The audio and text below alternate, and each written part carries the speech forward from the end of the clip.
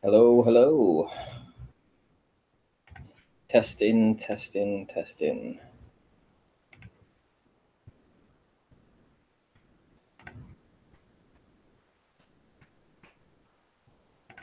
Hi, Sandra. Nice to see you in here. Think you'll get any observations done tonight? I wouldn't have thought so. The weather's been pretty crap, hasn't it, to be fair? Well, good weather, but poor visibility. Terrible visibility. Hi, Sarah. Nice to see you in here. Oh. Anyone got any proof of R? Anywhere? Curvy water, that's what we're looking for, essentially, isn't it?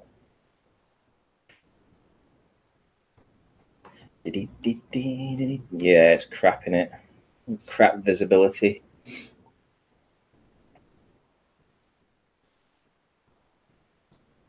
But the good thing is, when it does clear up, those wind turbines and everything else are just going to be really good. I mean, I'm thinking maybe you could perhaps do some work on them as well, to be fair. Trying to get some curve calcs going on them. And you got more subs than me, which is really cool, actually, because your camera work is much steadier than mine. All right, John. Nice to see you. Oi, oi. We're looking for curve. Have you found any? Anybody found any curvature yet? Because we keep asking for it. And all my observations, they ain't showing any curve, let's be honest. So I'm going to be talking about the Barrow observation today, because that, well, not today, but a few days back, and that was just sensational stuff, because I think it's been overlooked a lot, to be fair. I think it needs revisiting.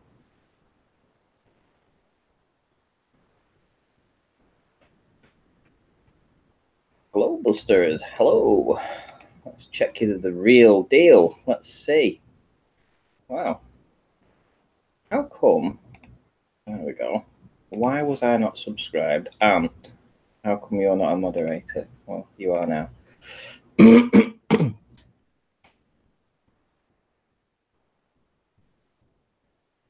You'd think they would. Yeah, exactly. You would think they would have their proof. And we keep asking for it, and we ain't finding it. Bob, I don't know if you've seen the observation from Barrow where I seem to get underneath the refraction zone. I don't know whether that's something that you've looked into or even thought about, to be fair, but if you've seen it, all well and good, because I'll be showing it again in a moment. So, like I say, I think it's been overlooked. Dan, right, dude, how's it going?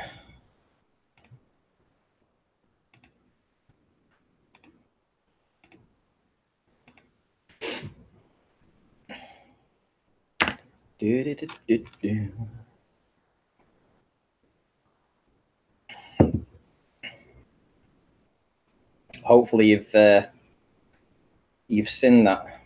I don't know if you have though. Let me know, Bob, if you've seen this, because I can do a little presentation for you. Let's see, which one shall I screen share?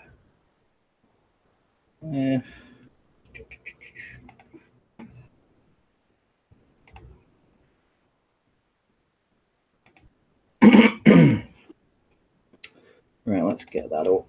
Let's get, where are we? 4, 7.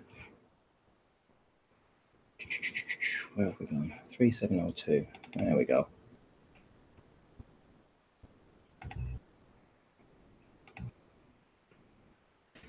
Use application window.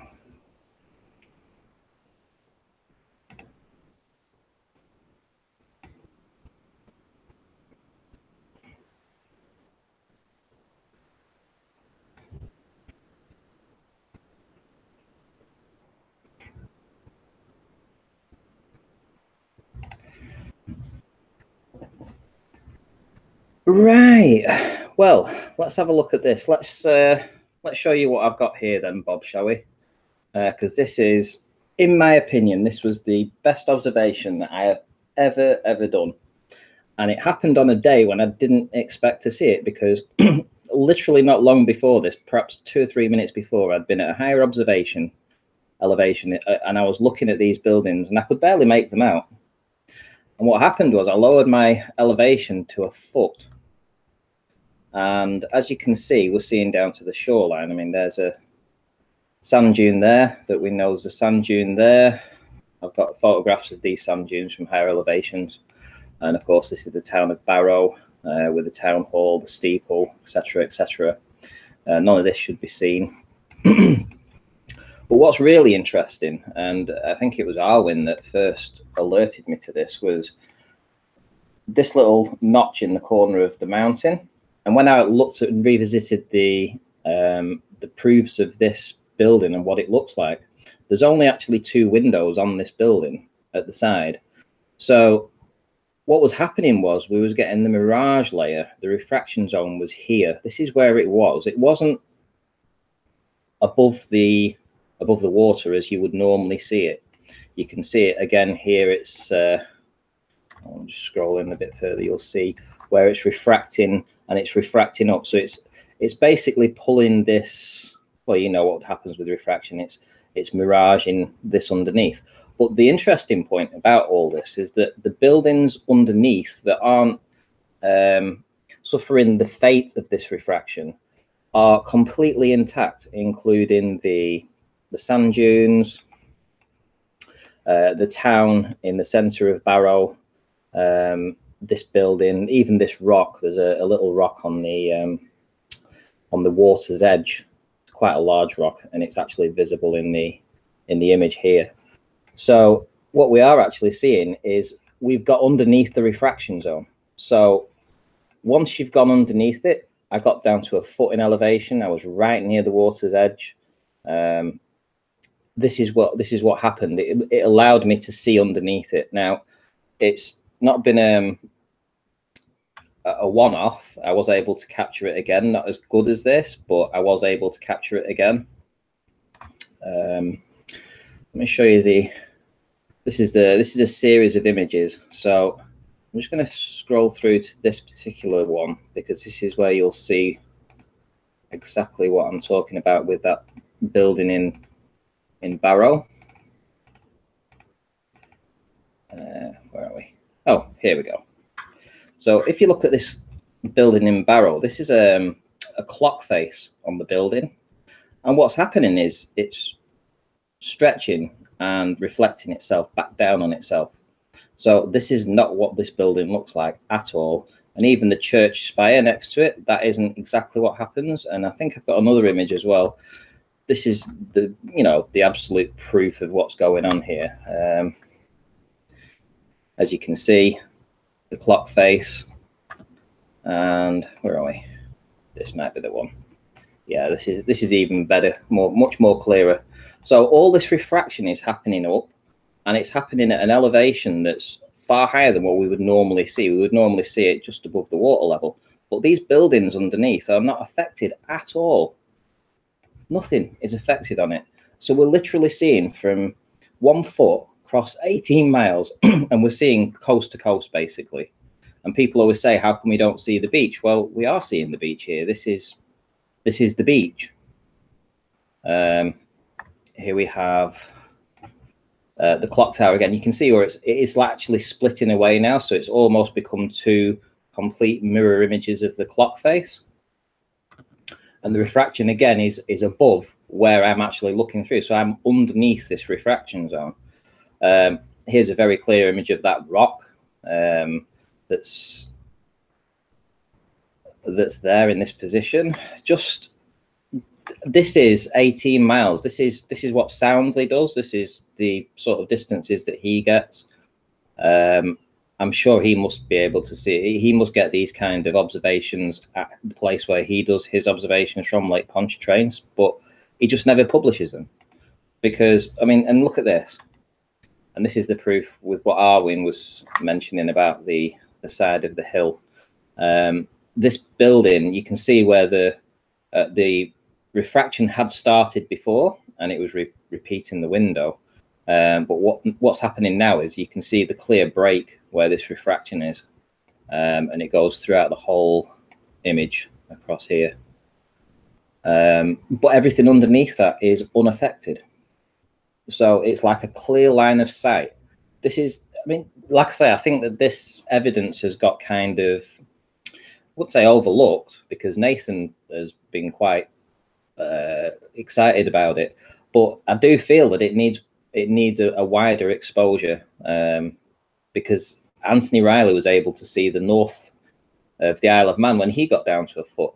Sandra, she saw the Isle of Man, P900 Coolpix, who's in the chat now, and she saw the Isle of Man from a foot too. So I think getting down as low as possible at certain times is allowing us to sort of like cheat the refraction zone, this dirty air, this whatever you would choose to call it, this refraction zone, and we can get underneath it at certain times. It's not always the case, but certainly it's worth further investigation, I think, because it's something that we don't normally see. We normally see it when we're above the refraction zone. Obviously, then we normally get all this blurring and miraging on the what they would call the horizon. So yeah, I thought I'd show that, because like I say, I think it does need a little bit further, a bit more further investigation. I've also got what else I've got? Let's see what else I've got in this.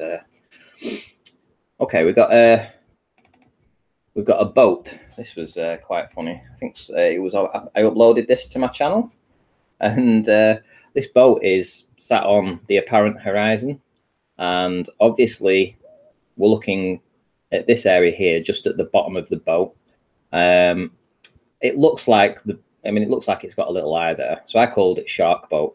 And you'll see the effects of refraction in action with this this mouth that it seems to open and close. Well, we know that the boat physically isn't moving and doesn't have a mouth, but it's kind of good to watch what actually happens, the effects of refraction in real time. I'll just play the video and you'll see. I'll zoom in.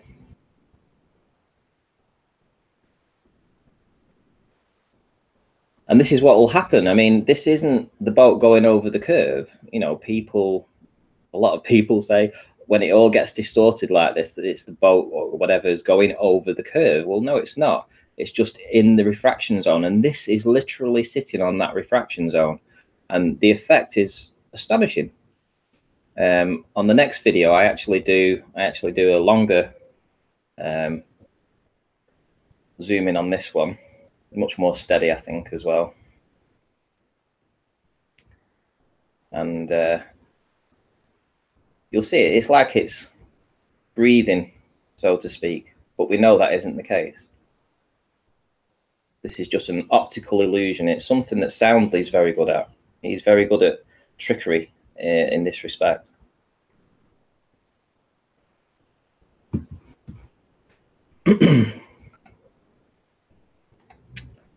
See what else we've got on here. Oh, so this is from the rock. So this was me down at the beach, again in the same location where I did under the refraction zone and showed you before. I'll just go back and show you where that rock is, because my tripod was set to about 1.25 feet here. So to the top of that tripod is 1.25 feet. This rock is 2 or 3 inches. That's it. And this is where I set my camera down. And I'm looking over these waves, bearing in mind that are probably the same height, if not higher, than what my camera would be at this time. Now, this is what's the important part of this, is that if we live on a ball, everything should be falling away from us immediately. So if the thing in the foreground is higher, i.e. the waves, then there's me putting it on the rock. So if these waves are higher than my camera, how come if we live on a ball, I'm seeing over the waves? And I'm actually seeing the buildings at Barrow-in-Furness that should be long gone behind this curve. How come I'm able to go over this thing in the foreground that is higher than where my actual camera is at this time. These waves are higher than what my camera is. If we're not looking up, we have to be looking up. It's just, so that's just the way it is. We have to be looking up to see these buildings. And I actually got quite drenched feet. You'll see in a moment. I'll pull the camera right back. I'll stand up, and I actually stayed in the same position, and I got back down again, and there's me jumping around in the water now. There you go, you see it. And I put my camera back down again, and I take a couple of images. I was only able to get a couple because by that time the tide had actually come in and was going over my boots. So what video is that? 4455. So let's get 4456. Here we go. So this is a still shot. I got 2 still shots from this location. Now, as I say, these buildings, everything of these buildings should be gone. Nothing should be seen from this distance. There's obviously another image, but this kind of proves that we're looking up, guys. We're not looking over a curve.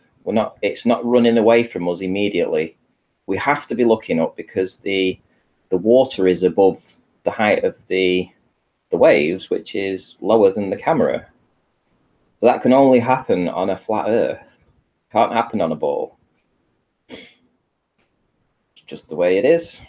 Just the way it is.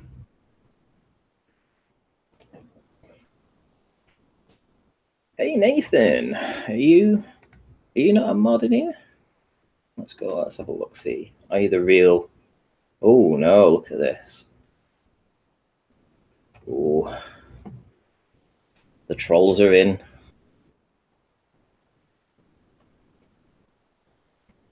Let's see what else we've got. Let's see what else we've got, shall we? Oh yes, some turbines. Love me old turbines, especially on the Irish Sea, because here we have Barrow Wind Farm. Now this observation this is a still shot taken from St Anne's, just outside, just level with the pier, basically, St Anne's Pier. The distance to these turbines is 21.2 miles. If we live on a sphere, the physical drop is almost 300 feet. If we use the hidden value, which would have been at 4 feet above actual sea level, would have been 234 feet. Now these hub heights, which are these little things here that connect the turbine blades to, they're set at 246 feet. So on a sphere, you shouldn't see them. If you use the hidden, you should only see the maybe 10 feet of these. Now these are massive in total, so 246 feet, so roughly right at the bottom here. Now in the video, you see these turbines in their entirety, in my opinion, for sure. I mean, there's no way that this is curvature proof. It's just insane to believe that that's even close to curvature. You know, you should be seeing just to there, and we've got all this flat that we're looking across. Might have the video for that actually. Where's that video gone? Is it that one? This one maybe? I think it was this one. Yeah. So here I am panning from left to right on St Anne's Beach. And in just a moment, we'll start looking at the Barrow wind turbines, which is, this is the gap that we associate between the two. And there we go. Just started on the Barrow turbines there. There they are, spinning away nicely. Should not be seeing, well, you should just about see the hub. But we see all of them. In fact, we even see, I'll just go back a tiny bit. There's the platform. I'll just pause it if I can. Yeah, there we go. So there's the platform just here. This is the service platform for these, for Barrow. Again, that's maybe 60 foot high. So where's the curvature? Where is this curvature? Because we're not seeing any. There isn't none. Not in the Irish Sea anyway. that's for sure. Certainly not in the Irish Sea. What else? Oh yeah, here's another image. This is a bit like what I did with for Anthony with his Isle of Man observation. And as I panned across from left to right, I took some still images and I pieced them together. And essentially, these wind turbines here, I think I counted around about 146 of them, right? So from left to right, there was about 146 that were clearly visible. Now the problem with that is for the ball model, and it is a major problem for them, is that when we're looking at these wind turbines over here from that location, is that the West of Duddon Sands wind turbine farm here only has 101 turbines in it, and we're looking in this direction, which clearly means we're seeing probably at least this far. And if we do a distance on this, this is when the distances start to become really crazy distances. From an elevation of around 4 feet, we are looking at 31 miles. 31 miles, and we're seeing those turbines. And this is just what it is. It is what it is. It's not made up. I'm sorry about all these lines, but this is all the different observation points that I've done this done from recently. I went to Southport. Might have a video up for that actually as well. Let's see.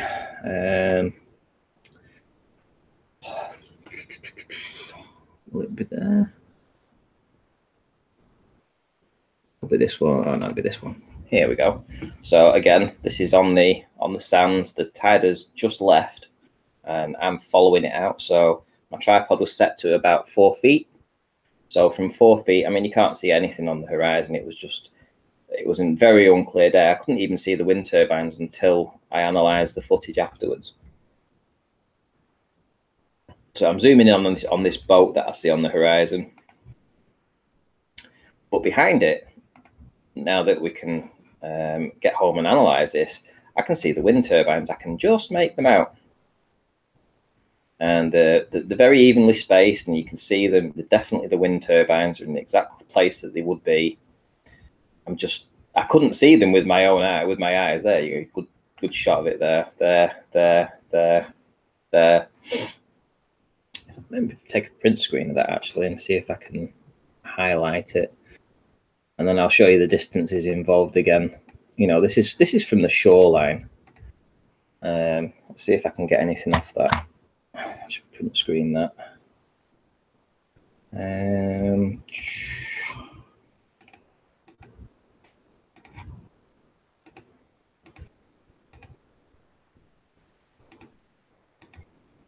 Wow, a bit dark, isn't it?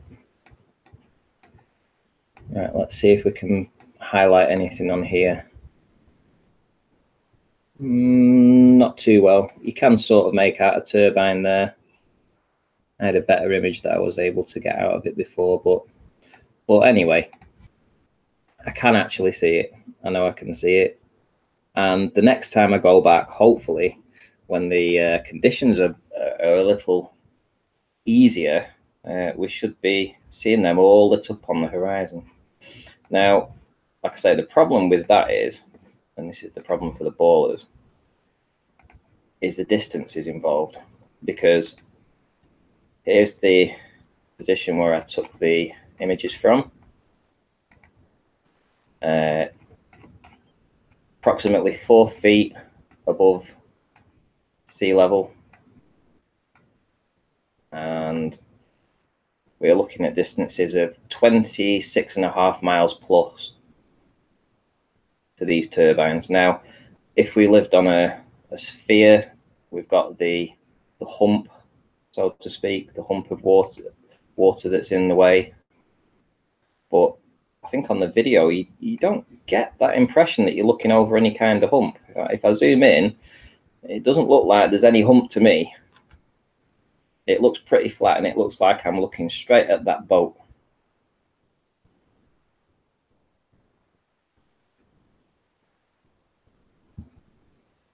And that's the thing. There ain't no hump in the way here. This isn't water bending. This is flat water. You can see it's flat water. Look, there's a little wave crest in here, but it's flat. Just flat as a pancake everywhere you go. So I'm looking for some curvature. If anyone wants to come in, and show me some curvature, I'll send you the link.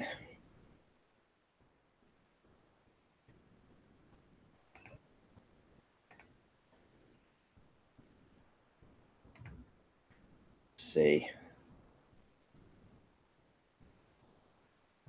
Who else is in the chat? Let's have a look. Sleepy Warrior's in.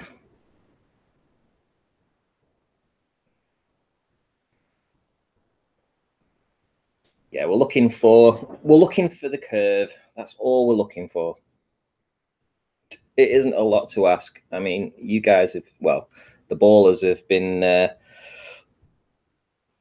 up in space apparently for the last 60 years. Wobbly Boost. Nice to see you in here. I haven't seen you for ages. Let's see. Oops. Yeah, for sure. But yeah, this was absolutely the best image that I ever captured. I think these series of images here from a foot. I mean, come on, guys. Where's the curvature here? Where is it? It isn't. Got underneath the refraction zone. Underneath it. And was able to see shoreline to shoreline.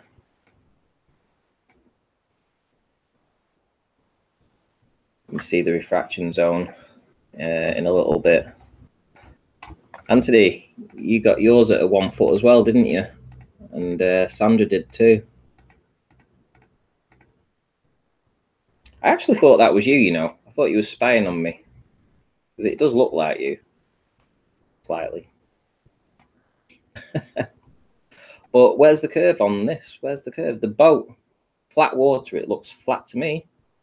Here we have the boat. In fact, here we have the little nose thing that protrudes underneath the boat. I don't know what it's called. But there you go, you can clearly see it.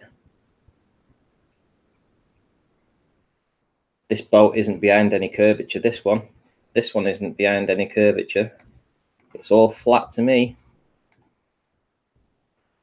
I'm looking for the hump. I am actually looking for the hump, but I'm not seeing any hump on this water. It looks like I'm looking across a lake. Now, for the sphere model to be obviously a sphere, then you need that hump. You need the bulge. Here we have the lighthouse, and there's the, I know it's behind this post, but there's the lighthouse, and here we have the roof chimneys of the building. 1, 2, 3. I'll be able to show you that actually. Walney Lighthouse. See if I can find Walney Lighthouse.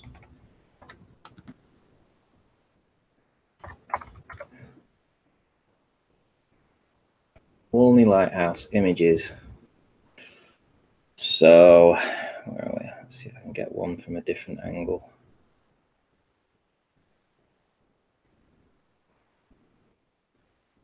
I've probably got it myself actually. I've probably got it from a higher elevation.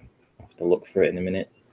But yeah, this is essentially what you're looking at, the lighthouse. Obviously we're on the other side. It's got 3 chimneys on it, 1, 2, 3, and there's a sand dune in the way.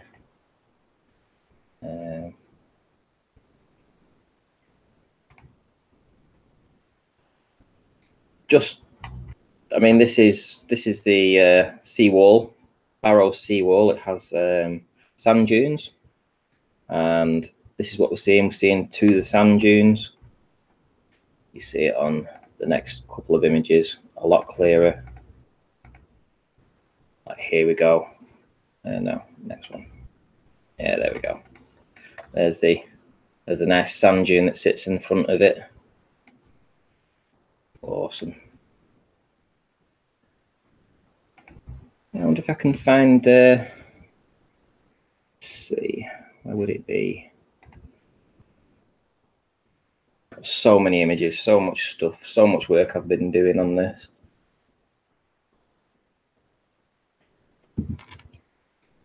Just looking for one at a higher observation, that's all.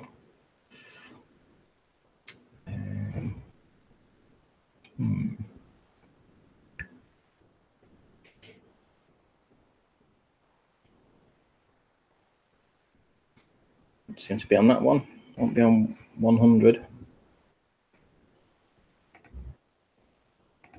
So where would it be? There.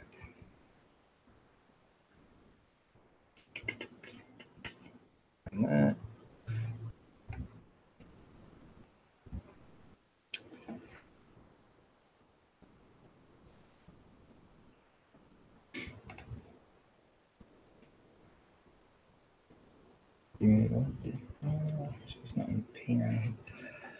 It's going to frustrate me now. Where's all these images gone?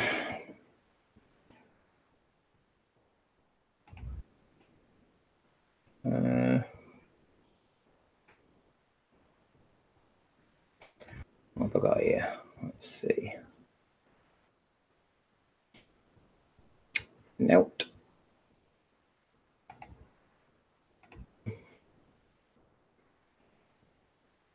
Sorry guys, just bear with me. Can't seem to find out where I've put all my images. P900, 100 Nikon, maybe that's it. No. Oh well, I'll have to do some work and find out exactly where I've put everything.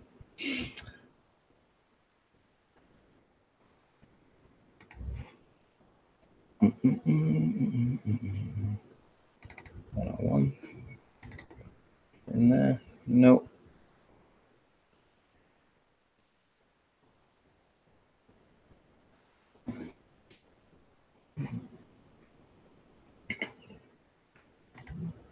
Now, what was this image from? Let's see.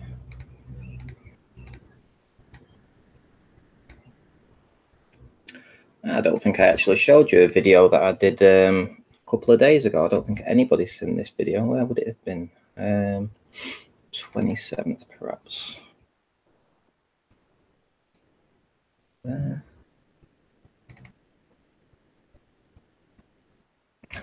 No.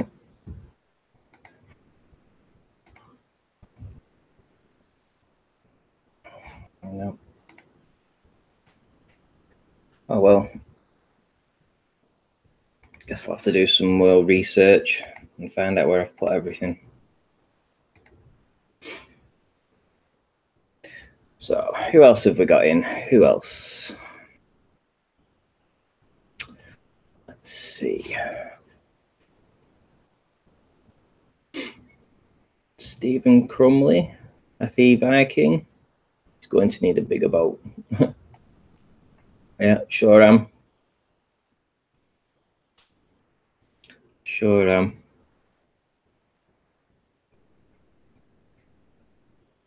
What place is this? Is this for a question for me, Xuan?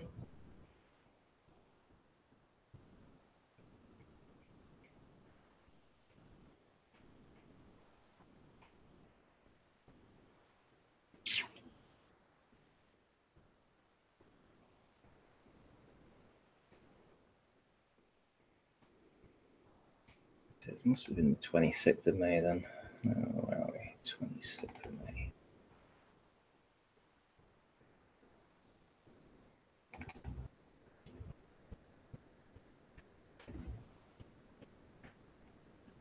Yeah, I think I'm pretty close here to the water's edge.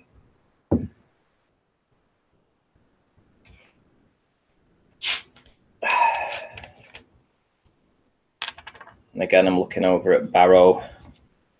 Wondering what I focus on right now. I might be focusing on the boat, so it might not be the video I'm looking for, but still it's in the same place.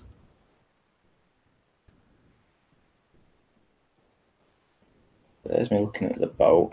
Let's see if I pan across. think I stay on the boat on this one, so it's probably the previous one. This is where we'll actually see Barrow. There we go, just starting to break through. Or is it on the one after, actually? Because it clears up. There we go. Look at this. This is from, yeah, this is from an elevation of 16 feet. And it should be 323 feet beyond the curve. And those buildings are only 167 feet tall, the big white ones. So this should be twice gone beyond the curve. These buildings now, all these buildings here, these ones that are 167 feet tall, they should be gone. They should be gone twice over. And I'm right by the mirror ball this time.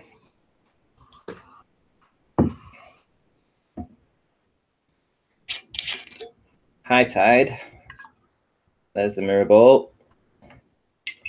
I'll show you the high tide.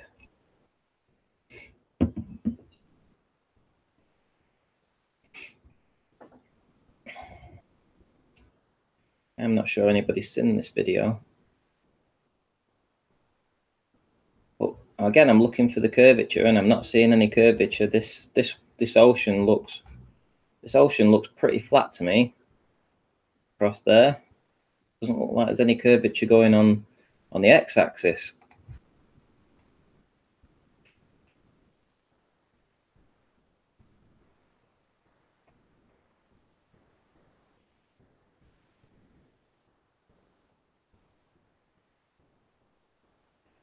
So now we're zooming into buildings that apparently are being loomed up. So these buildings that we're seeing here, it focuses, these buildings being loomed up beyond the curve. These buildings here being loomed up. They're not really there. This is a figment of our imagination. We're seeing these because they are being loomed up and risen up nearly 200 feet from beyond the bulge so that we can now see it and the camera can pick it up. This really isn't there, if you believe that we live on a sphere, that is.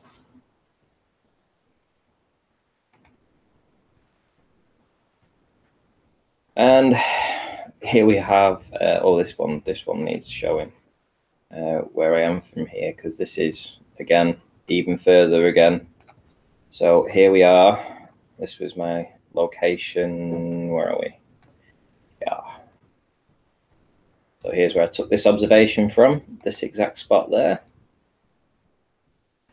And we're looking all the way over to Barrow. 13, 16, 19, 22, 24, 24.44 miles to this building, right?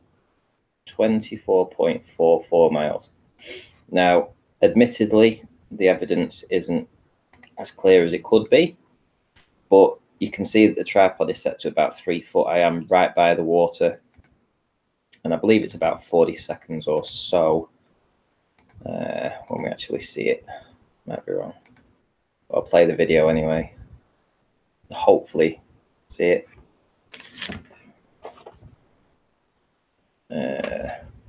4751. Is it 4751? No, it's not 4751. Let me find 4751. So yeah, here we go. This is the one. Same location. Get it to 40 seconds. And what you'll see is that the buildings are compressed on the horizon.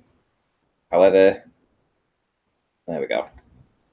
Here we have the buildings compressed just on the horizon, but you can actually see them. Now, this is a staggering distance because you certainly shouldn't be seeing a building that's 167 feet tall from this distance, from this location. But this is what we're finding out. This is why we're doing these observations, is because the more we do these tests, obviously we realise that angular size plays a part. We also realise that the weather conditions aren't helpful. The wind was really howling on this day. So I think it was around about blowing about 16, 17 miles an hour. So all these all these things are taking, you know, they're being lodged in our brains, and we'll hopefully be able to know better this time next year. Perhaps we'll know when are the best times to go. Why are we seeing things much smaller and compressed on the horizon? Is it down to angular size? Is it down to refraction actually curving down or curving up? Is it down to the ocean mimicking the sea beneath it? Because we know that that happens too. I've seen it in plenty of my videos where it appears that the air that's just sitting at the horizon, the apparent horizon, is mimicking the water underneath, and it looks like the real horizon, but it isn't. It's just air that you're looking at. And the boat itself, oh, I wish I could find that video. Let me have a look, see if I can find the video that I'm talking about, because I actually see a speedboat go through this this air that looks like the real horizon, which isn't. Let me just see if I can think where I've put that video. What's in there? Nothing. I'm not very organized today, guys, but hopefully I will find it soon enough.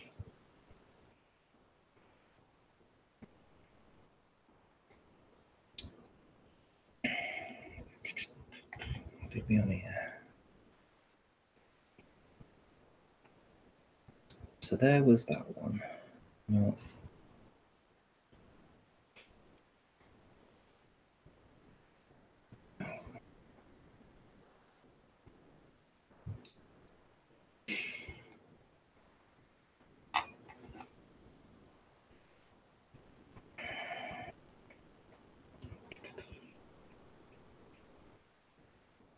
P900. Ah, right. Okay. Here we go. Got it. So let's have a look in here. That was the... Just bear with me, guys, until I find it. I want you to see this.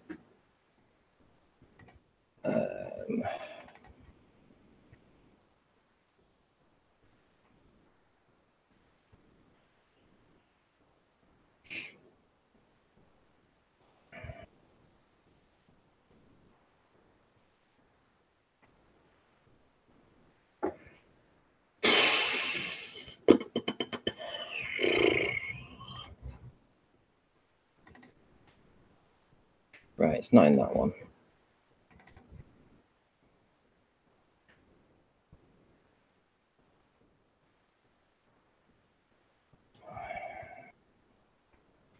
Don't think it's in this one. No.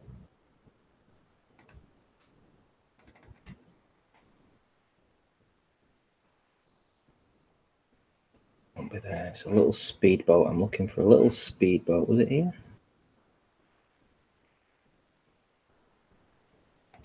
Have a look, see. I don't think it was.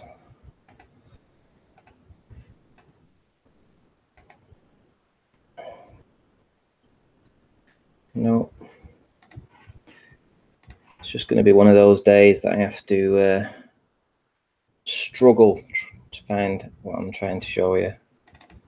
But I have presented it before. I know I've done it on Nathan's before now. So just bear with me. That's not the one. It's a different one.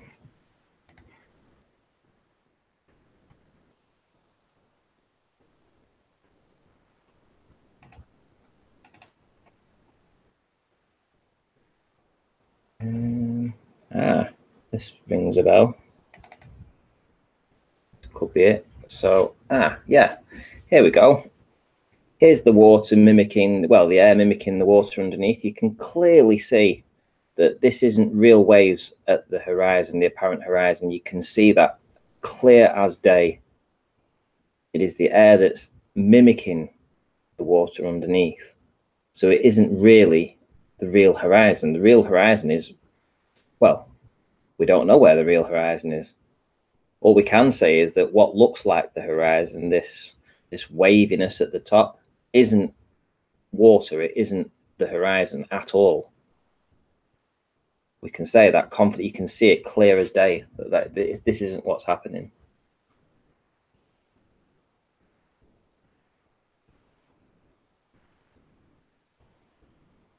And on the next video, I think you actually see the boat coming through it. Here we go. If you watch this, you'll see that the boat isn't actually penetrating any waves. Whenever the waves look like they're going to hit the boat, they just disappear because they aren't waves. It's air that's looking like water and acting like water, looking like water. And this is why when people say it goes over the horizon, no, it's optical, purely optical. This boat isn't encountering waves the same height as itself. This is just the air mimicking the water underneath. You can see it. It's making waves out of nothing.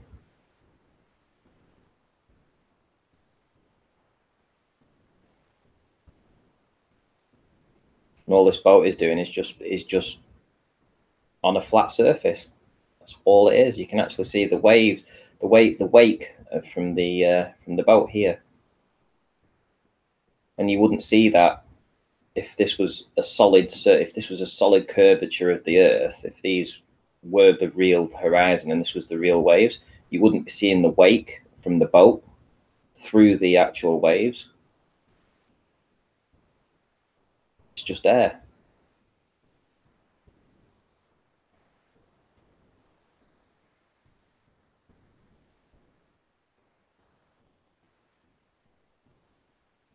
And this is all, I mean, putting all this stuff out because people are going to try and replicate this. They're going to understand their environment. We've got a long way to come to catch up to the scientists that have put all this information out that they think this is our world, and we know it's not the case.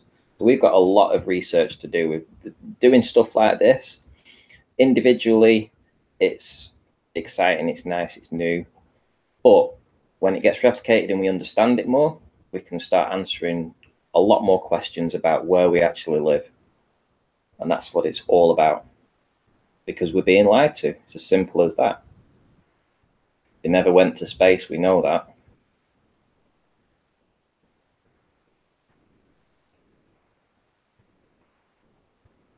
So what will look like the real horizon to your eye isn't, when you zoom in and you look at it, it's not the real horizon at all. It's just air mimicking the waves. So boats aren't going over the horizon. Simple as that.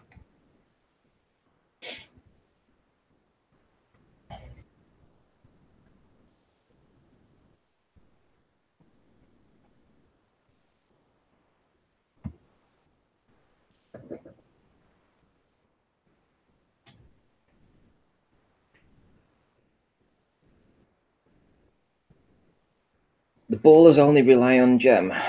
Jem hasn't been in for ages. I'm not even sure he's still alive. I haven't heard from him. I haven't seen him.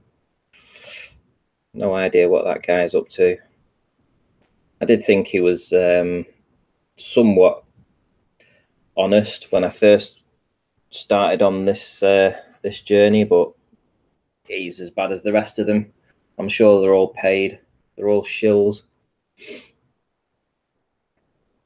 And the reason they won't come into Nathan's chat anymore is because we're building up an armory of answers, an armory of rebuttals to their claims. Yeah, exactly. He does. He knows he can't win anymore. I remember when I first joined Nathan's panel. We weren't on the best of terms, to say the least. But I got a message off Anthony asking me to come and respond to the ballers that were on the panel. Now, I didn't realise at the time, but it was the Christmas show that he was recording.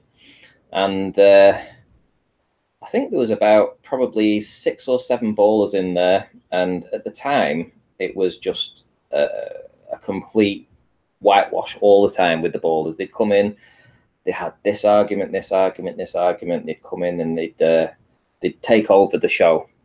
And how things have changed, because I went in, I did the observations, I put on a pretty good presentation, if I remember rightly, and me and Nathan started speaking, so we started to form our own little gang, so to speak. We started, and we would get fixated on a particular question, and it might take a week to answer that one particular question. But ultimately, by the end of that week, and it might sound tedious to get to that point, but at the end of the week, we had the answer that we wanted. Now, it's boring, it's laborious, it's like pulling teeth. This is hours and hours of debates. This is hours of listening to their arguments, coming back with arguments, to the point now that we think we've squashed almost every argument that they have. And that's down to sticking it out and sticking to the principles of, you have a question, you don't move on to the next point until you have your answer. And that's what it was. And we're all learning. We've got a lot of learning to do, but the more heads that we get together, the more people that do investigations, the more people the clever guys that can come out there and they can put these things together. You know, I'm not the cleverest at all. I can point a camera. That's about my level of expertise. But we just need a few more people to come along and cut the teeth on this as well.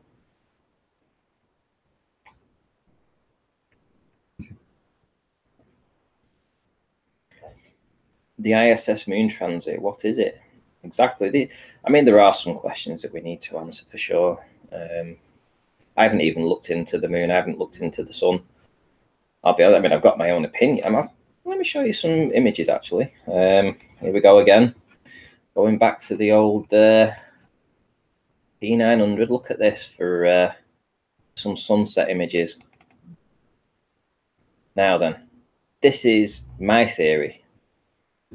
This is only my theory. I don't know whether it's true or not. I believe that all this lower part of this apparent sun, all this stuff here, the deep red, even to the light orange color here, I believe all that is just atmosphere. It's just optical, and it isn't real. That isn't the real sun. It's my opinion that this at the very top is part of the real sun, and maybe it's only as big as where I'm doing now on my cursor. And what I'm thinking is that, like a lighthouse, the way the Fresno light, the way it shines its light, so like in a torch fashion. So as the light is coming to our eyes, it's like in a torch fashion. And obviously, if you fire a torch at something and you've got it on a narrow setting, by the time that it reaches you or reaches a certain point, it's expanded a bit like a laser beam. So obviously, it will get slightly wider, and that's what I think is happening. I think that it's hitting the atmosphere and expanding. This isn't really the sun. That's the sun just up here. And why do I say that? Because if you look at the atmosphere above it, for instance, you have a very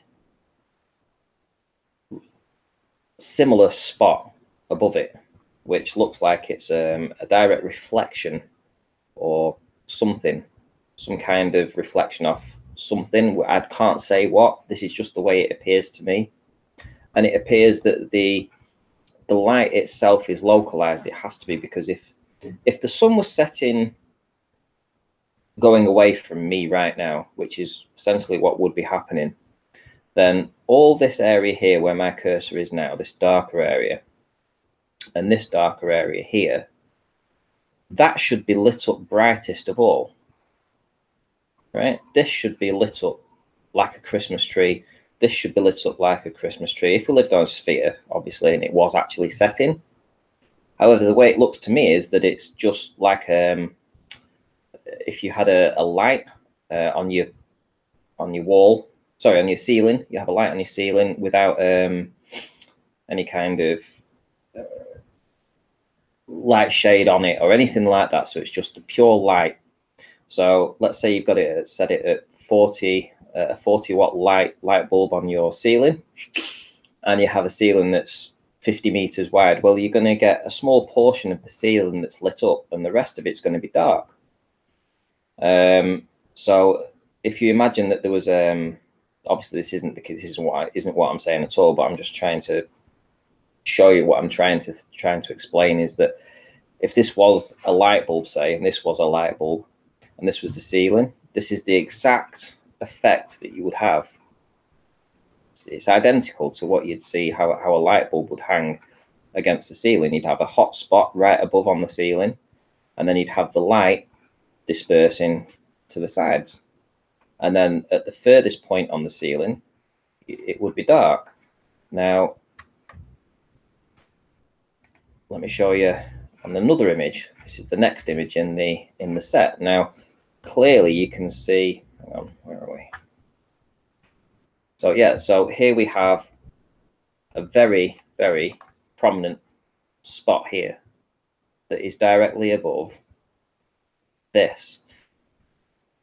And again, we have the sun is not spherical.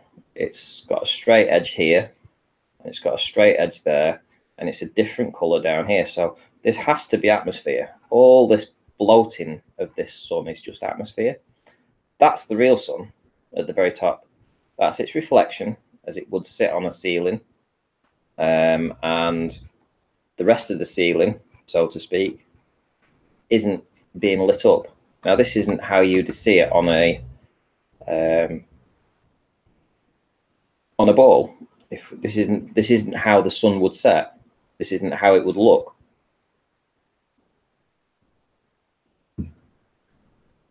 And go through all these images and you'll see the same thing. I mean, this is quite a nice image because you get a very clear indication of what I'm trying to say, which is there is the sun, maybe as big as this. And here we have the straight edge, which is clearly optical because it's not actually the sun. The sun isn't round, it isn't shaped like this, it's round. Now, again, optical, dark. It's dark at the bottom here, and it's dark in it's dark in a round shape. You know, it's like it's dark in a round shape. It wouldn't be this. This isn't how a sun would set on a sphere. This isn't what you'd see. So, if we do have a dome, which I don't know if that's the case, but if we did, then clearly that would be what this is reflecting off. So if we go back on the other image prior to this, where we can see it quite clearly, that would be the reflection off the dome, so to speak, and we can call that the ceiling. You know, ceiling effect, because again, you wouldn't get this sunspot here on a sphere. Just wouldn't get it.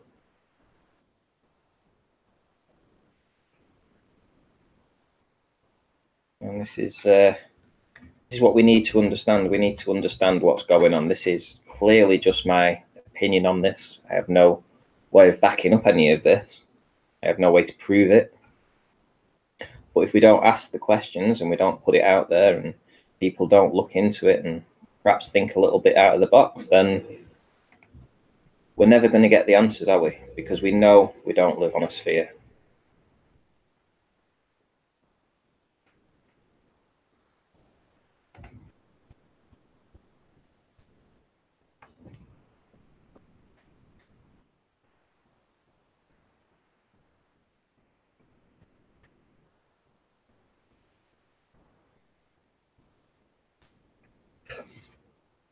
What about those solar filters? Suppose it still will have a dark areas either side. No, I don't. No, it wouldn't. It wouldn't. It wouldn't set like that. If we lived on a sphere, right? Let me show you what I mean. If we lived on a sphere, right? Because what's happening is this darker area behind clearly hasn't had the light from the sun yet. Now that's not. This darker area isn't nearer to me. It's further away than this area here. This area is nearer, and that is further away. Now, if we lived on a sphere, then this that would be further away, and obviously the sun would be further beyond that. This would be lit up first. So this dark area at the bottom, this is what would be lit up first.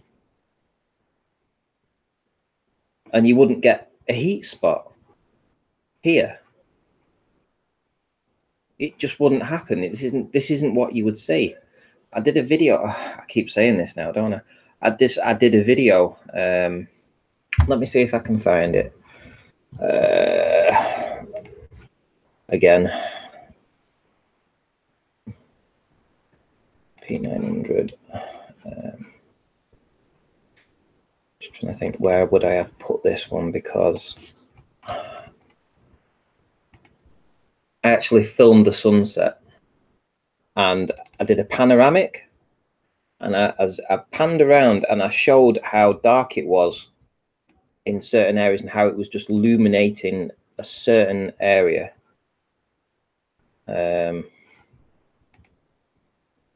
Clearly showing that it was a localized sun.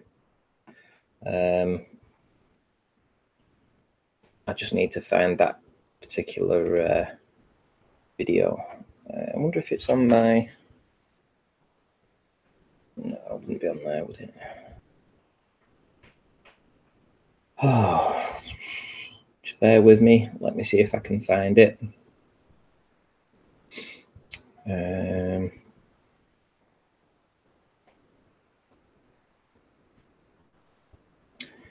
No, it was a while ago. Where would I have put that?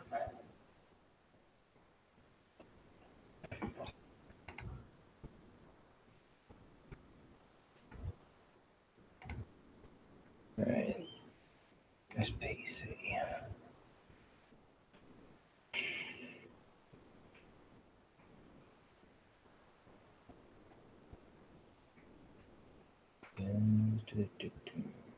In there. Oh, I don't know where I would have put it. I'll have to find it. But I did a full panoramic, and 4/5 of the sky was dark black, and it was only a very localized area that was illuminated like this. You know, if you imagine that you're looking at this sunset, it's just this area that was this local area that was lit up. And I did a full panoramic. I was showing everything around, and literally it was dark. Now that isn't what you would expect to see on a sphere. It isn't how it would work. It just isn't what you would see. Where would I have put that? Google approach.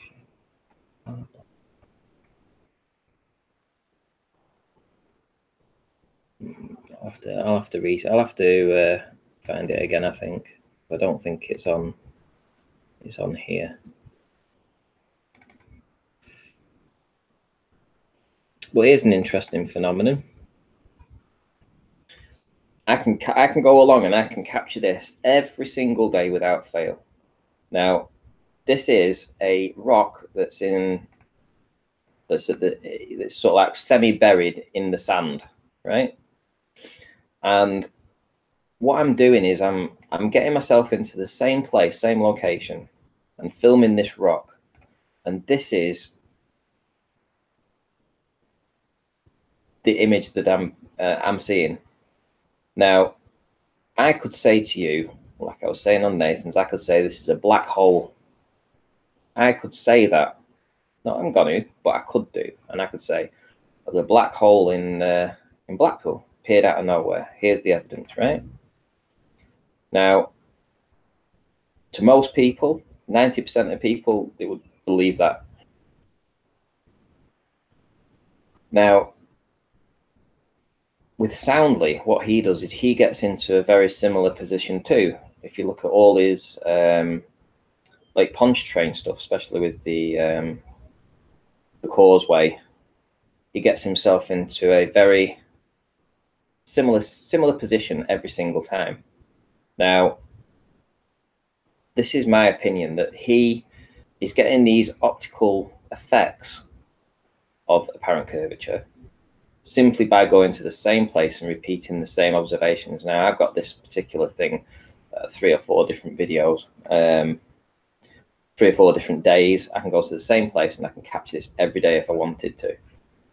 And it isn't what we're seeing. This isn't a black hole. This is just a rock, but it's made out to look like a black hole because of the way that the angle of the camera, obviously you've got the bit of the heat haze going on here that's cutting off the bottom of it and refracting it up.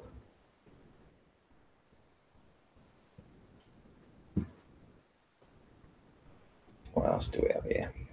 Here's the pier, Blackpool Pier. As you can see, the legs are all wavery. We know that isn't reality.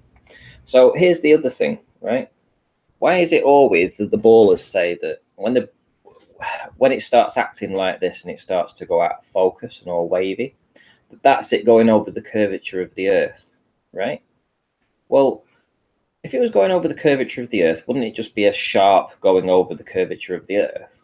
A nice shot. Why does it have to have this effect? Why does it have to go out of focus before it goes over the curve?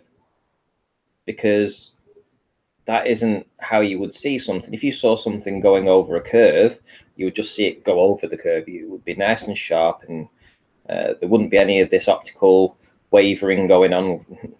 You wouldn't see that. So why is it that they always assert that this waviness and then it disappears? Is it going over the curve? Because I have never, ever in my life thought that when something goes over a hill, or if you watch a car go over a bridge, you don't see it disappear and start to shake like this and then merge into the background and then disappear. You just see it go over the hill. That's how you see it. It just goes over the hill and it's gone, and you watch it disappear. So why are the ballers using this optical effect, which is clearly just refraction? Why are they using that as a co-op for curvature? Because that isn't what you'd see for something going over a curve, over a hill. You wouldn't see that. And we never pull them up on this. We never ever pull them up on this and say to them, why is it they have to disappear like the TARDIS? Why do they have to do this TARDIS effect first?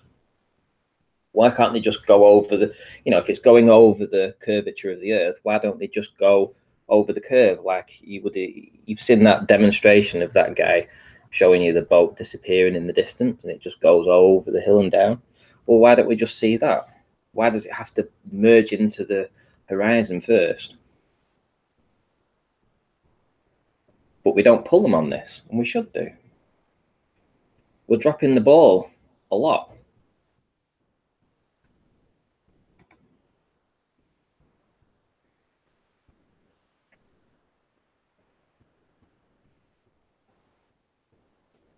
There's another thing. Yeah, this was the this one. Let me see if it's this video. Yeah, this video. So this was a couple of days before the wedding. Now, this is what's interesting. have you noticed all the floods that we've had recently? We've had the hot weather, and we've had these torrential flooding going on in different parts of the UK, and we've had this fantastic weather in different parts of the UK now. These chemtrails was the first day that I started filming them in about probably 6 months. But on this particular day, you can see just how bad they were. Now, it was a couple of days before the wedding, the royal wedding. Now, we know that they can do geoengineering. We know they can do weather modification. Isn't it surprising that the weather that we've had in the UK has been the best weather we've had for probably the last 10 years, I would say. Probably the best, warmest weather, especially in where I live. But then also, it's also been the worst in different parts of the UK. Now, if you think back, was it in I can't remember if it was in 1960s or 1970s, there was a massive flood in the UK that killed an awful lot of people in this particular town. And I think the RAF had been doing some chemtrailing in the area, and they basically wiped out an entire town and killed several people. And it's only been released recently that this was what had actually happened. Now, with all the chemtrailing that they did for the royal wedding, this is my opinion, obviously. This was, like I say, 2 days before the royal wedding, and everyone was reporting it throughout the UK. I'm a member of several different chemtrail groups, and they all reported the same thing, that throughout the UK they were getting blitzed like nobody's business. And then we have all this incredibly rare heat wave that's been going on, and the deluge of rain throughout the UK in different areas too. I mean, I read that in just 1 hour they had a month's worth of rain in just 1 hour. Now, this is what happens when you start messing around with the weather. You know, if you start playing God with the weather, so to speak, then this is what's gonna happen. You're gonna get burned. You are literally going to get burned.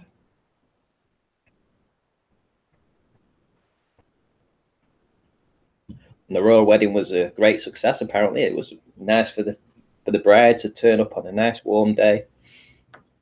But it seems like the UK is suffering now.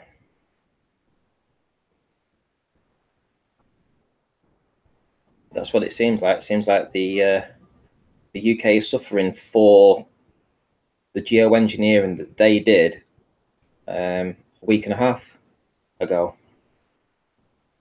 because it's certainly unseasonal weather. Definitely something we're not used to. Look.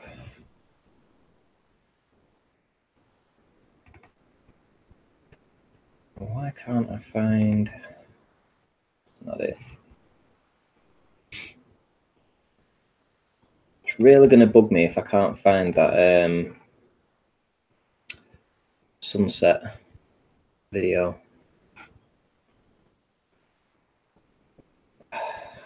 Don't know what that is. Don't think that's it. No.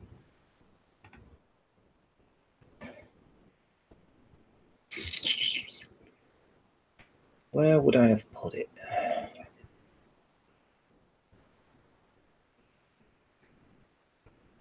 I think I definitely need to, with a new PC, because Anthony built it for me. I gave him the money for it. He put it all together. It's a pretty sweet PC, so I do need to now start doing things a little more sensibly and putting things in correct files. I certainly do.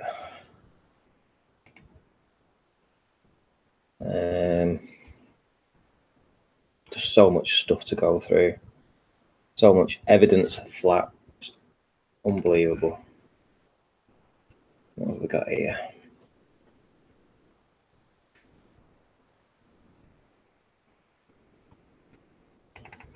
Let's have a look here. What's this?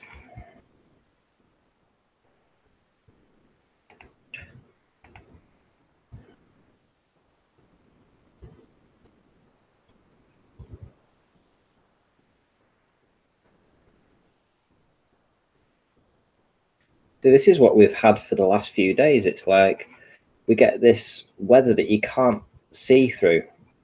It's visibility. It looks nice. It's really, really warm, but it does appear that, you know, it's like a white mist, very fine, that's in the atmosphere. It's, you can't, it just won't allow you to see through it.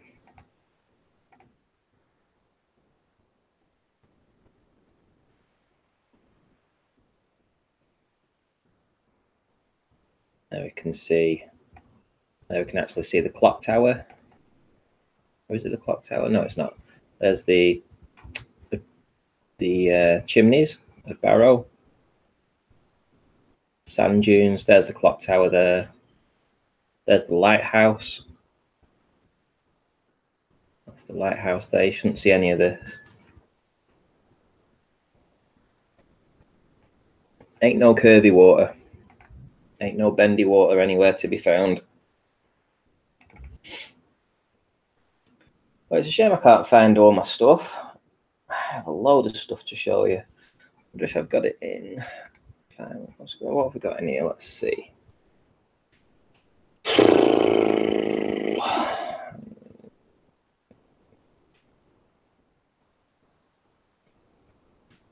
I'd have to check through all this and find out everything, but I've got a load of stuff. We've seen Barrow at night time. We've seen Blackpool at night time from Barrow. We've seen the Mirror Ball from Barrow.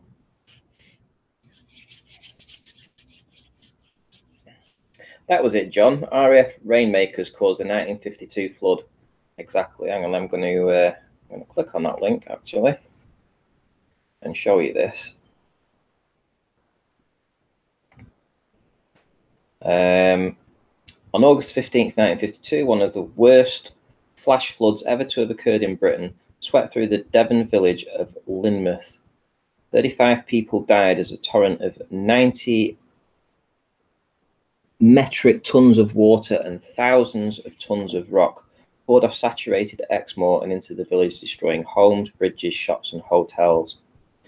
The disaster was officially termed the Hand of God, but no evidence from previously classified government files suggests that a team of international scientists working with the RAF was experimenting with artificial rainmaking in southern Britain in the same week and could possibly have been implicated. Well, okay, let's cut through the crap there, right? And let's see what they're actually saying. Basically, they're saying that a classified government files say that there was the RAF was experimenting with rainmaking, and this could possibly be implicated. Well, let's just cut through the crap and say it as it is. Essentially, they were to blame for this. It's no coincidence at all. And it's no coincidence that it would have been a classified file and left on file for such a long time. And we know that they can do this weather modification. It's called cloud seeding.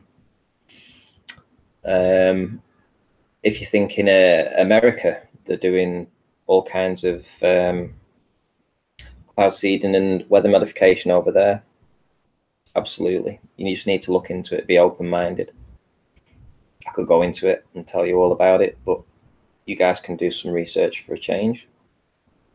Only joking. But yeah.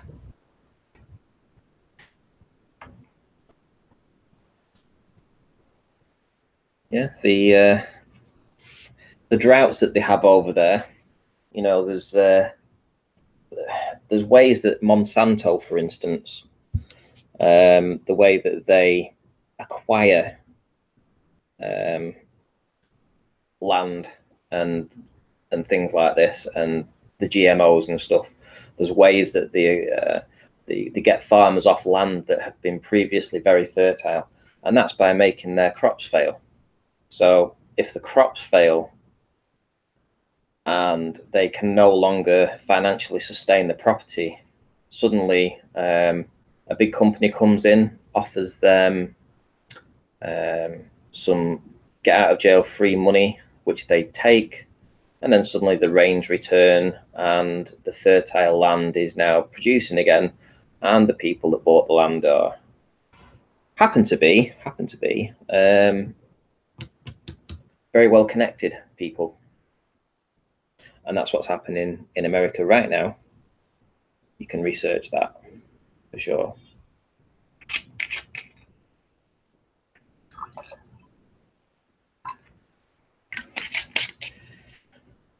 Where's the proof of R? Exactly. Where is the proof of R? That was the question I was asking. Where is the bendy water? There must be bendy water if NASA images are real. Indeed, there must. Because, let me show you a nice image. Get off.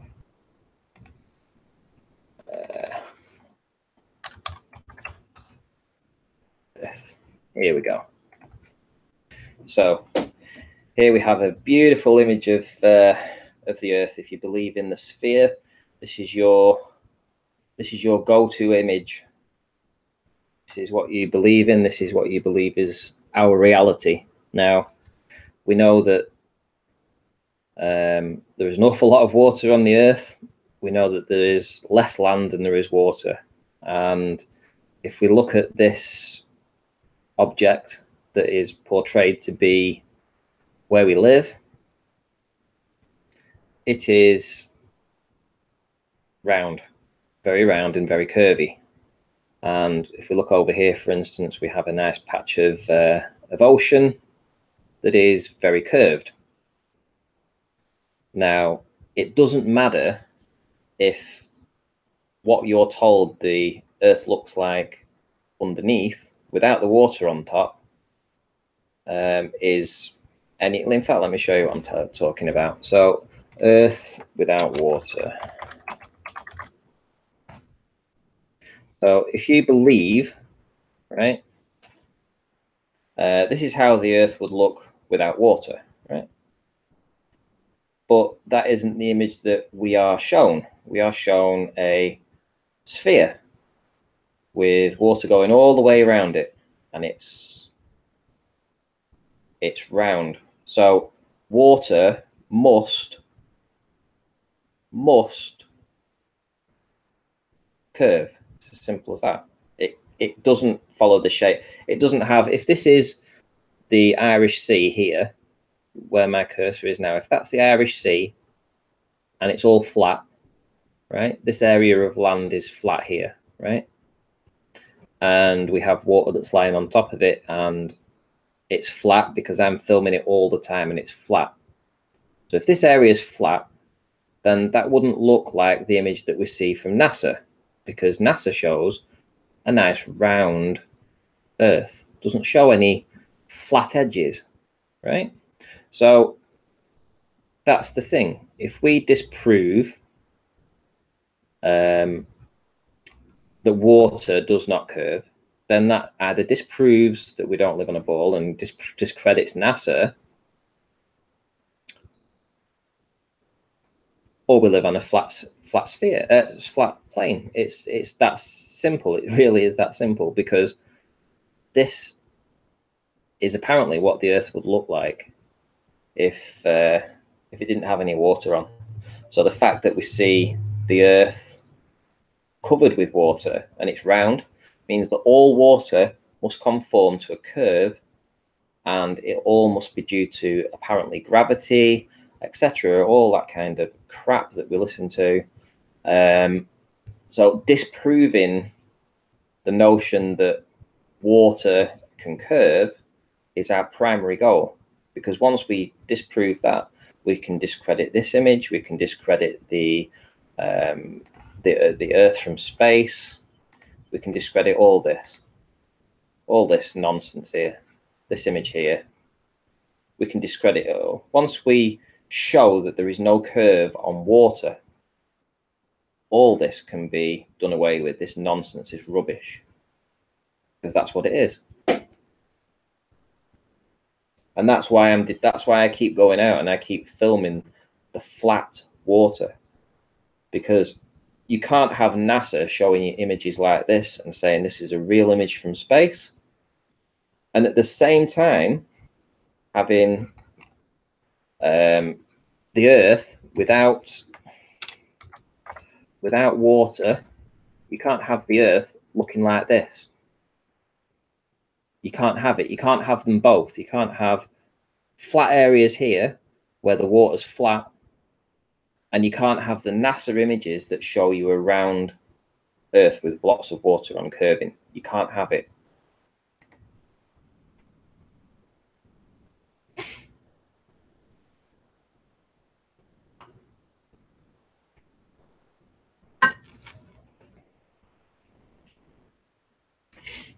Yeah, it's just the way it is.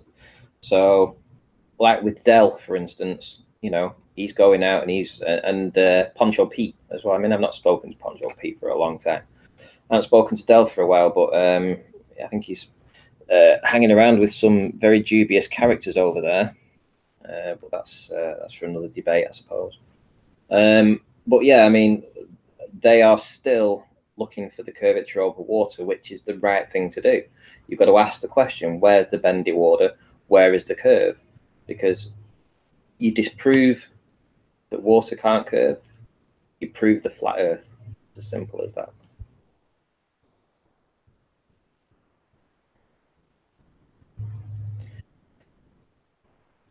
I had a friend of mine a couple of weeks ago, a different friend, and I told him about me being into the flat Earth, and he laughed his head off and he said, "I can easily prove that the Earth is round and that we live on a sphere." I said, "Well, go on then. How can you prove that?" He says, "Well, have you ever seen a raindrop?"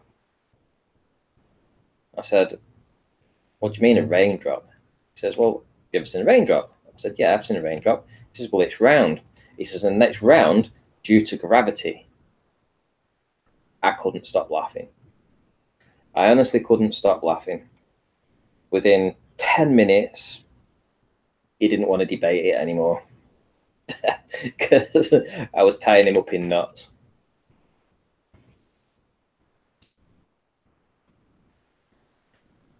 Yeah, I mean, yeah, there is no evidence at all that water will curve. It will be spherical and curved in its smallest form, but bodies of water, we're talking bodies of water here. You know, something that's a bath size and bigger, pond size. You know, when we get to these sort of sizes, then water doesn't curve, it doesn't bend, it doesn't. It lies flat, or at least it lies level.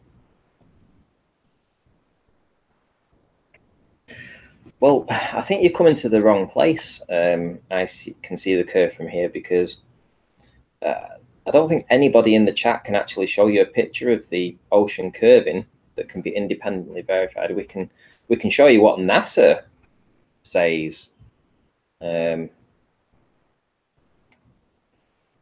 Earth looks like. Is it independently verified?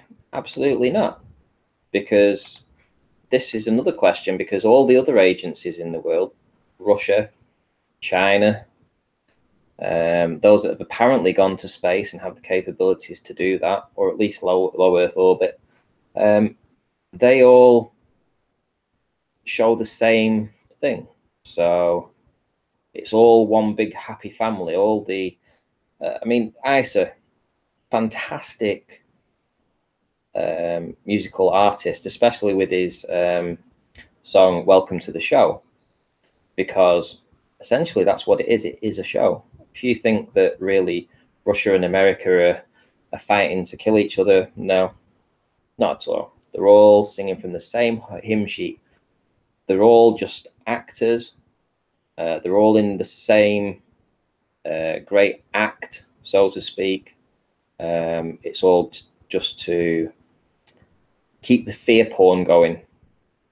And there's no reason for Russia and America and China, that all apparently hate each other, to be showing this sort of image from low Earth orbit and passing it off as real if they aren't in on it together. They have to be holding hands for this. And this is the uphill battle that we all got to face. We aren't just fighting the gem pandas. We aren't just fighting the red rhetorics. We are here and we are fighting a global elite that have the fingers in so many pies, and they've infiltrated every government in the world. And that's the deception. And this is what we're trying to break through. And it's the indoctrination that we've all suffered at the hands of these people. Will it happen in our lifetime that this ever gets out mainstream? Hopefully. Is it likely? Probably not. But we've got to keep prodding. And we've got to keep putting it out there. We've got to make as much racket as we can. We've got to tell people exactly the deceit that they're going through and what they're being, what they're having hidden from them. 9/11, for instance. 9/11, come on. You can't say in the one breath that 9/11 is okay and it's acceptable now. You believe, you realize that the buildings didn't fall down independently or of their own volition, and they didn't fall into their own footprint. And you kind of now suspect pretty much that the US government was kind of behind it. If you're one of those people that sits there and says that, then you're not looking at it from, if you go back to 2001 when it happened, and was it 2001, 9/11, 2000, 2001, whatever. Anyway, you go back 9/11 and you ask yourself, if you knew back then that the American government were behind it, how would you feel? So why is it okay for you to feel like it now and understand that they were behind it and that they've brought you into this endless war on terror, and not believe that they're capable of doing other deceptions as well?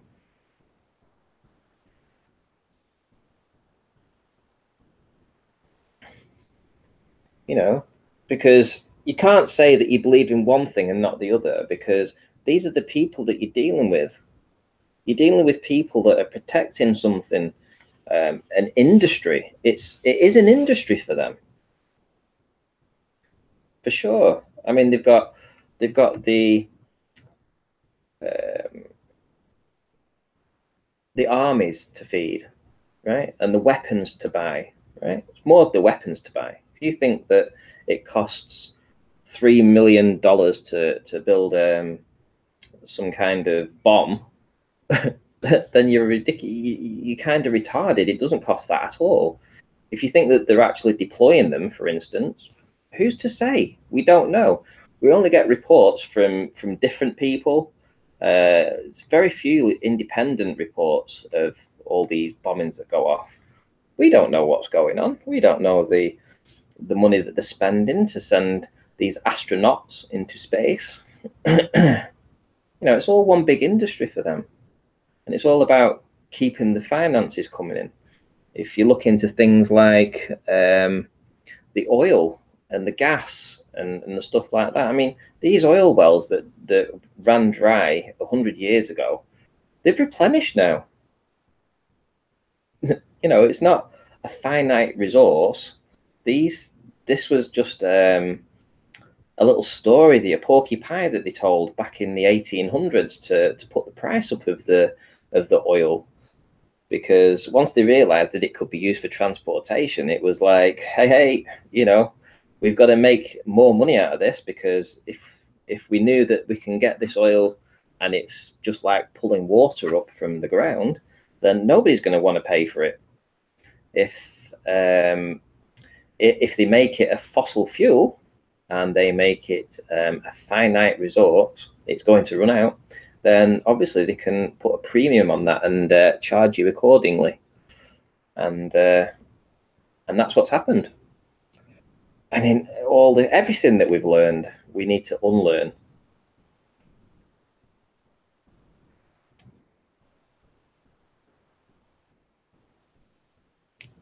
Everything we need to learn, everything we need to definitely need to unlearn it.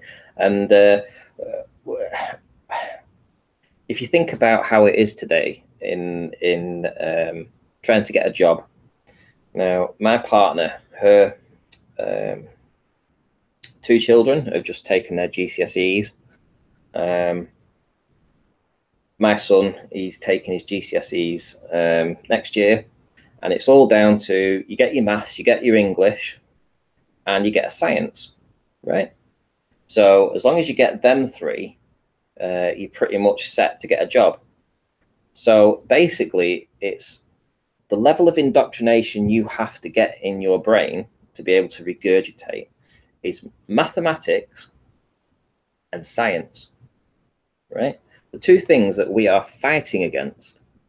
We are fighting against these because it's only through maths that they can prove that we live on a, well, not prove, but they can suggest that we live on a ball. It's not proven, it's just a theory, and it's all mathematical, right? And scientifically, again, it's not proven, but they will indoctrinate you to try and believe into this. It's their God.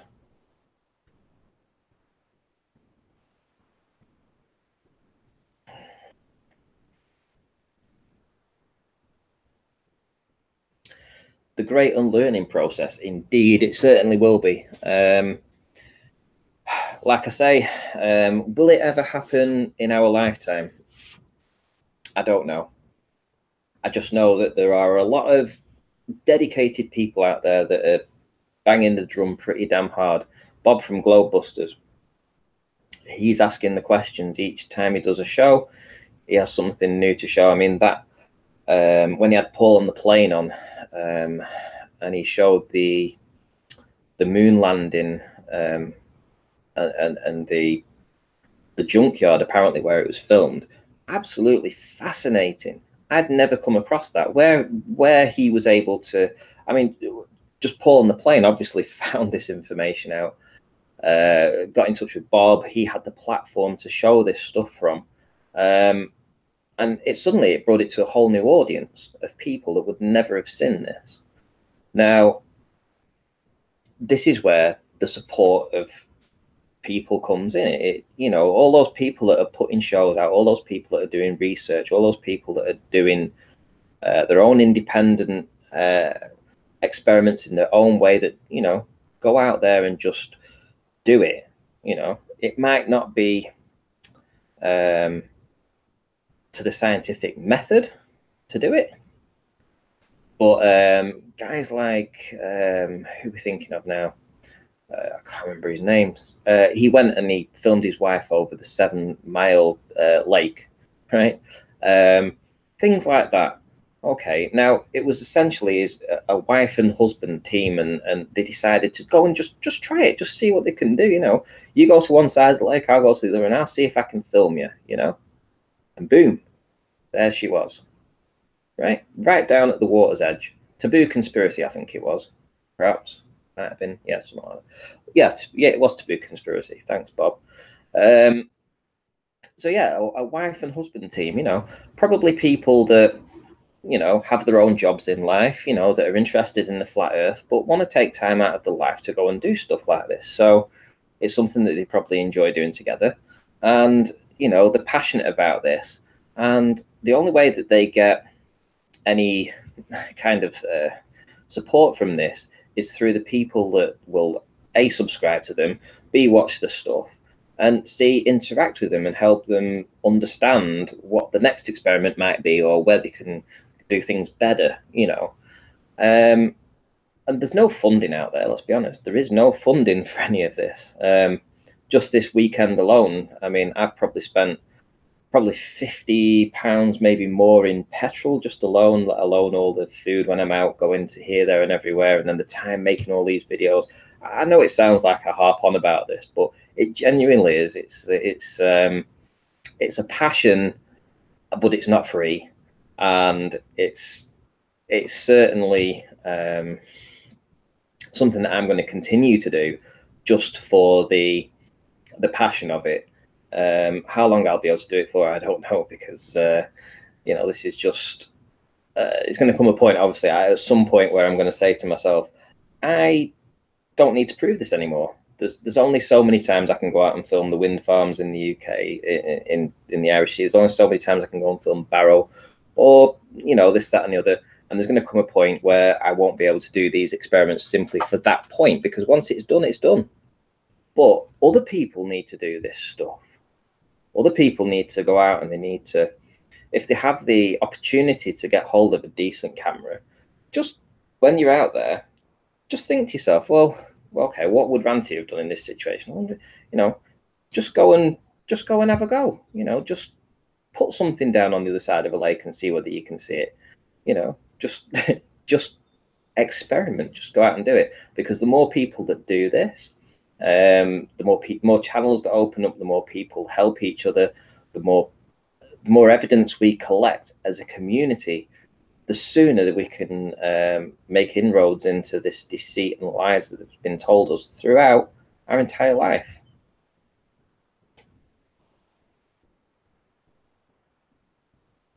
The Moonfakery Aulis.com, AULIS.com. Right, I'm going to have a look at that site. Let's have a look. Let's see. Search Google for this. Aulis.com. Oh, I just saw something there actually, which was an Apollo. Let's have a look.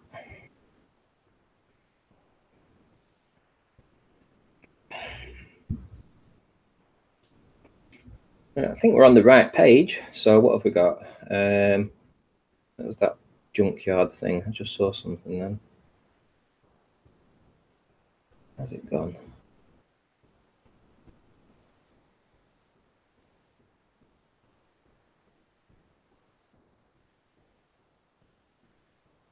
Apollo and the Moon. The joint hoax. Wow, there's a lot of stuff to be looking through here, Bob. There's a lot of information in here. I mean, and this is just on the Apollo missions, I should imagine. But if you think about the ISS, for instance, and all the stuff that they've got going wrong, the CGI glitch that happened, I think it was in January of this year. I mean, that was sensational stuff where the moving parts, i.e. the stuff that isn't in the green screen, that camera seemed to have a glitch, and it glitched out, and the background stayed completely fine, and the astronauts squiggled into non-existence. And people believe that was just a glitch, that because they were in space, that this is something that would happen because they're actually in space. Utter horse manure. We get, apparently we get all our satellite, Sky TV and stuff like this. We apparently get that, and it has to travel through space, right? So it has to travel through space to get here. So why would it affect the ISS then? How come we don't see this on when we're watching Game of Thrones or The Walking Dead? You know, why don't we see this squiggling effect happen on that? Why was it just there?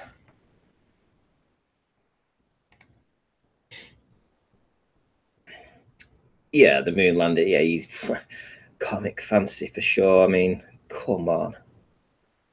I mean, that tweaker hut thing. Can't remember who was the first guy to say that. Was it? I think it was Matt Powerland was perhaps the first guy to say that, and then who else said it? Jake. I think Jake said it too. Called it a tweaker hut. Let's have a look.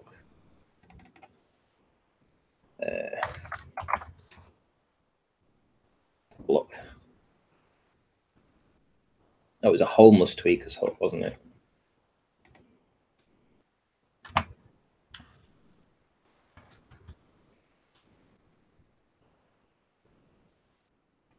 There we go. Yeah, masking tape, indeed. I mean, this was absolutely nailed on Globebusters a couple of weeks ago with Paul and the Plane.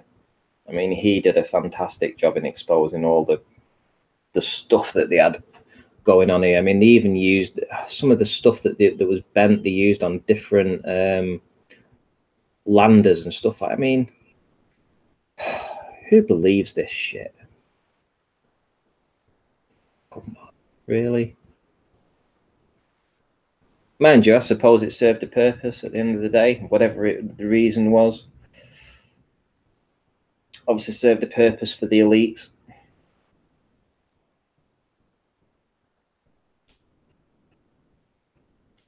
Exactly, yeah. I mean, Globers believe it, and they call us the ones that are conspiracy theorists, right? They call us conspiracy theorists, right? And then they get shown an image of this, and they believe it.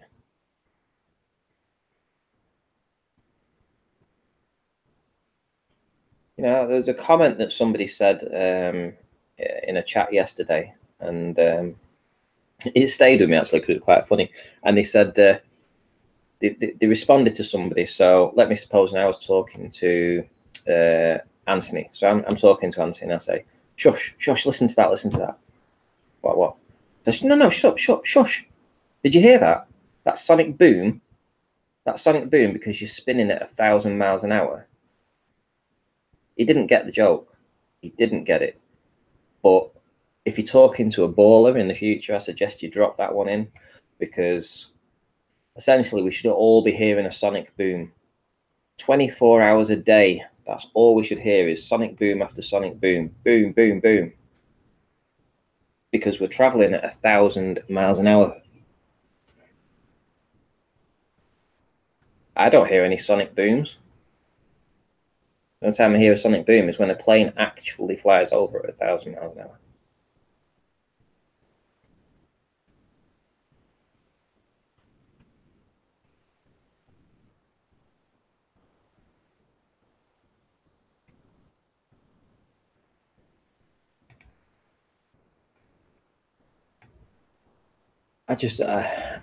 I want to kind of revisit this again. Last time I'm going to do it though, onto this particular broadcast.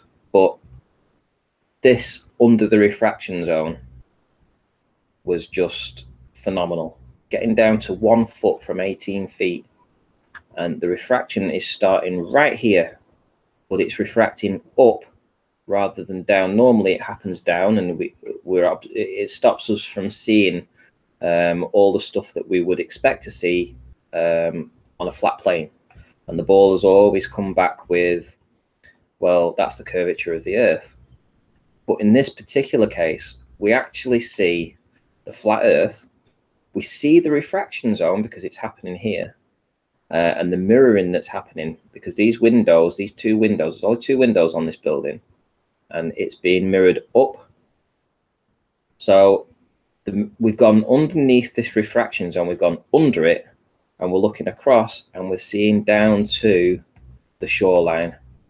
This is the sand dune that helps protect Barrow-in-Furness. It's this like the seawall that goes around Barrow-in-Furness.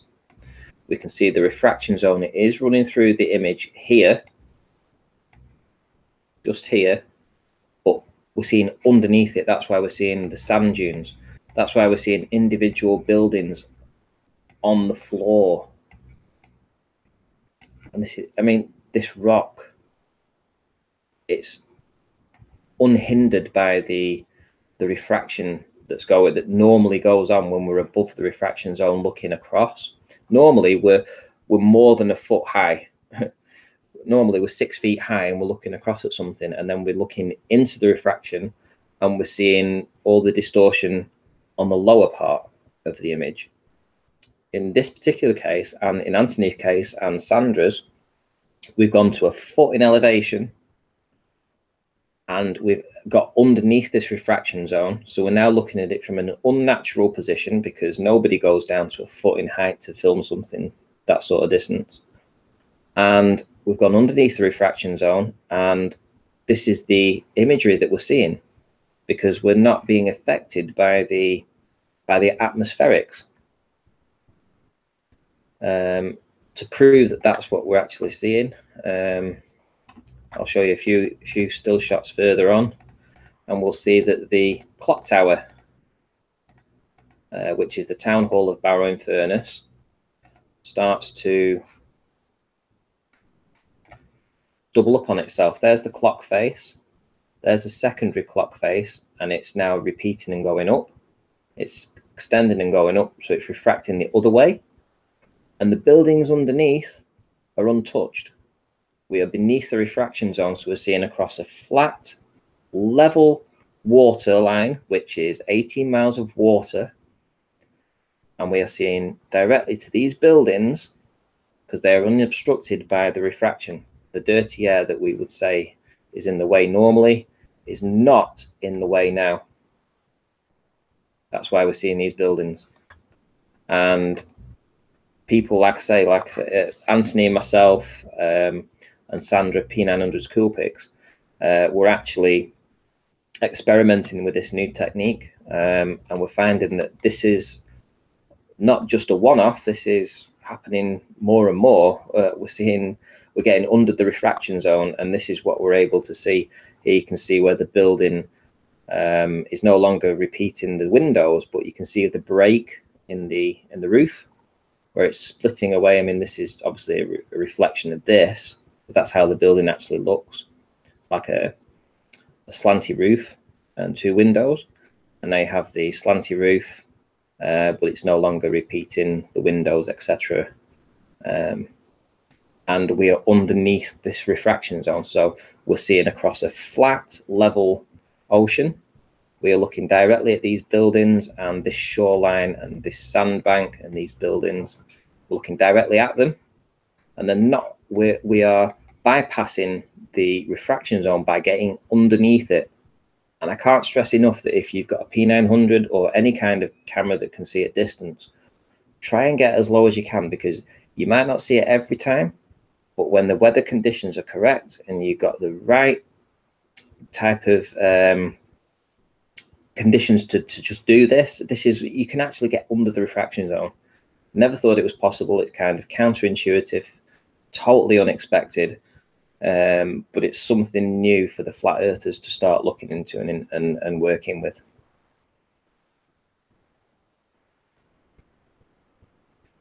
I mean, none of these buildings should be seen. This is it. I mean, this refracting up here in these buildings, which is evident here, you can see the refraction going through.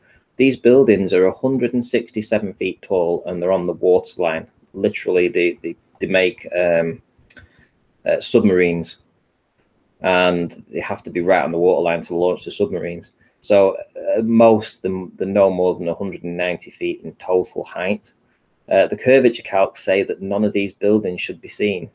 None of these buildings should be seen at all, and we're seeing them in their entirety. We're seeing down to the sand dunes.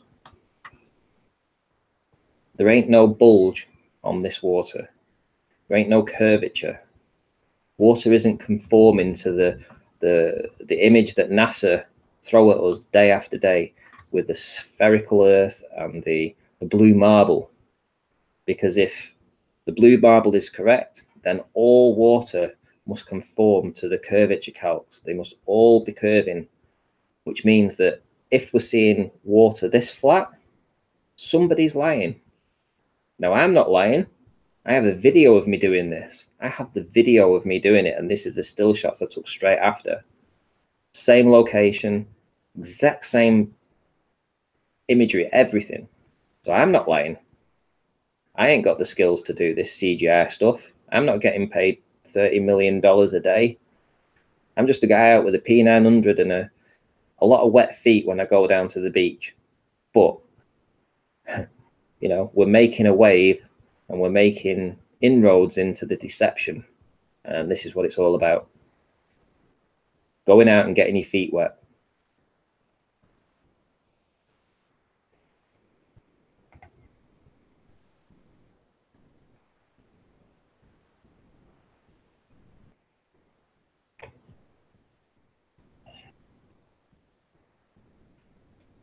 Right, guys. Well, thanks for tuning in. I'm glad you all came along. Do some shout outs. Dave Hinkle. How do? John Watson, Multi Tom Tom, Bob, Globebusters. P900 Sandra, she was in here before. Wobbly Boost, I haven't spoken to you for ages. Ian Mattison, nice to see you in. Sarah, thanks for coming along. If I've forgotten anybody, I know Nathan was in before, as was, we know that Anthony Riley was in before as well. Who else have we got in? Ryan, nice to see you. Nice to see everybody. If I've missed anyone, I do apologise. Thanks for coming in. I hope to do it again sometime. Let's get some more evidence going. I've been on it for the last few days, so I'm kind of stoked to get this out there and show you guys what I've been capturing. And I'll keep it up. I'll keep doing it. Keep showing what I find. And spread the word. Get to a foot. Get to 1 foot. Get to 1 foot. Go under. Thunderclap. Hello. Shout out to Thunderclap. Get to a foot. Go down to the water's edge. You're not going to see it every single time. I've gone down to a foot probably 10 times, and twice I've seen under the refraction zone. It is possible. It's not fluky. I'm not the only one doing it. Anthony Riley's done it. P900 Coolpix has done it. We need to just get there. Do it. A foot or under. Spread the word. Right. I am out. And thanks for tuning in. See you again.